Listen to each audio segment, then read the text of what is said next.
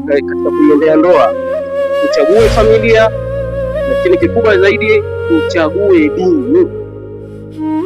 Tuchague dini, kwa sababu utakapoichagua dini ndipo itakapokutana dini kwa dini, matokeo yake itakachozalikana pale itazalikana dini.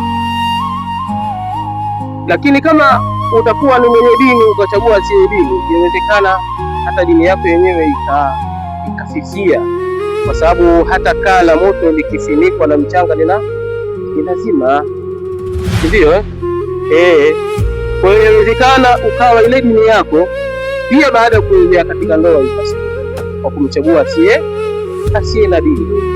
Kwa hiyo kwa sehemu kubwa ambayo tunakosea wenye kutaka kuoa ni kutokuchagua mwanamke wa kumwoa ili aje awe mke, na haya ni kwa mujibu wa maelekezo ya Rasulullah sallallahu alaihi wasallam.